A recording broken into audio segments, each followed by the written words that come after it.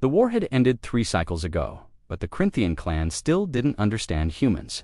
Ilara Minset stood in the center of the observation deck aboard the diplomatic vessel Talon's Pride, surrounded by 7-foot-tall reptilian warriors whose scales gleamed like polished obsidian under the ship's harsh lights.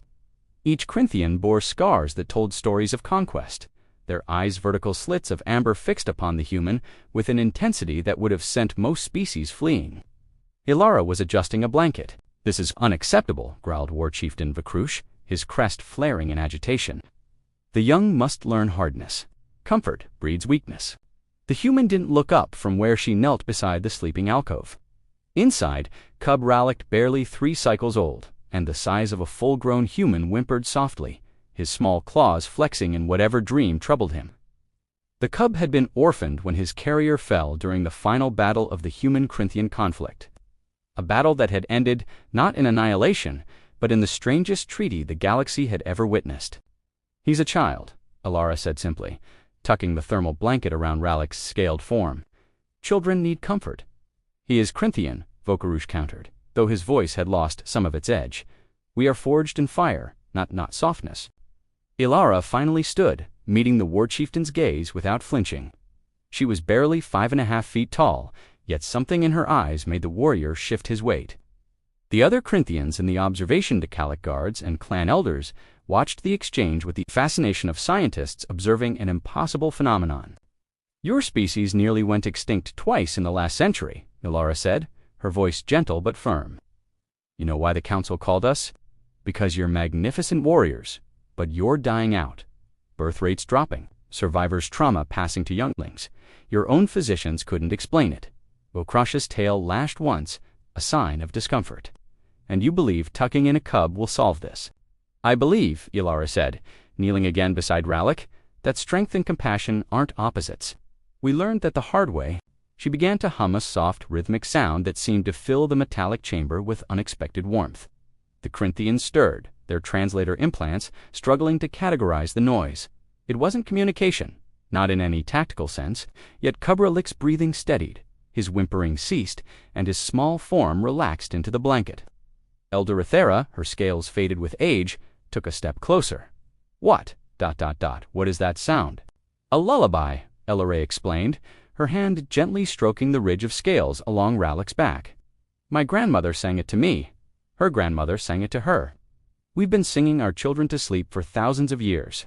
But humans are warriors," Vakrush protested, though his voice had dropped to barely above a whisper. "We studied your history, your conflicts, your weapons. You destroyed each other with nuclear fire, engineered plagues, created artificial intelligences that hunted you. You are apex predators." Ilara smiled, and it was the saddest, wisest expression the Corinthians had ever seen. "We are. And do you know what we discovered? That our greatest strength wasn't our weapons or our resilience. It was this." She gestured to the sleeping cub. "The ability to care for those who cannot fight. To protect, not because they're useful, but because they're ours." The silence that followed was profound. Vakrush's crest slowly lowered, a sign of contemplation among his kind. "When we first encountered humans in battle, we expected you to be like the Zorthians, ruthless, mechanical. Instead, your soldiers stopped mid-combat to evacuate civilian populations. Your medics treated our wounded. Your commanders apologized for necessary strikes. It confused us," Elder Ethera added, her voice crackling with age. "We thought it was strategy, deception." "It was humanity," Ilara said. She stood again, facing the assembled Corinthians.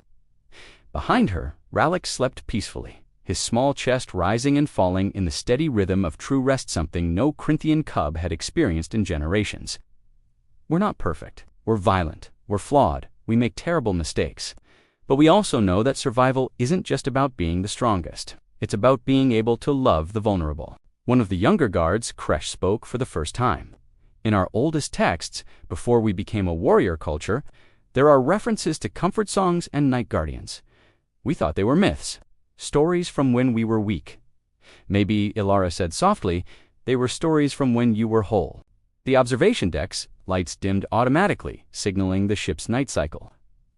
The Corinthians stood like statues, watching as Ilara checked the temperature settings one final time. ensured Rallick had water nearby, and placed a small stuffed animal, a terrier dog from Earth, within reach of his small claws. When he wakes, Ilara instructed, he'll be frightened. Don't lecture him about strength, just ... Be there. Let him know he's safe. Bokrash's voice was rough, and if he cries, then you hold him, Ilara said, as if it were the most obvious thing in the universe. You tell him it's okay to be scared. That being brave doesn't mean never being afraid. It means being afraid and still getting up the next day. She moved toward the exit, but Elder Athera's voice stopped her. Human Ilara, the council sent you. Because our psychologists failed. Our warriors failed. Why do humans succeed where we cannot? Ilara turned, and in the dim light, her eyes reflected something ancient and unbreakable. Because we learned that the fiercest thing in the universe isn't the warrior who never falls. It's the parent who falls 1,000 times and gets up every time because someone small is depending on them. She left the observation deck. Behind her, 7 Corinthian warriors and elders stood in the darkness, watching a cub sleep peacefully for the first time in his short life. Slowly, carefully, War Chieftain Vokrush lowered himself to the floor beside the sleeping alcove. His massive clawed hand hovered over the blanket, trembling. Then, with a gentleness that would have shocked his enemies, he tucked it tighter around Kubralik. The other Corinthians watched, and one by one, they lowered themselves to the floor, forming a protective circle around the sleeping young one. In the corridor, Ilara Minset smiled. Humanity hadn't conquered the Corinthians with weapons. They'd conquered them with tucking in a child, and the galaxy would never be the same.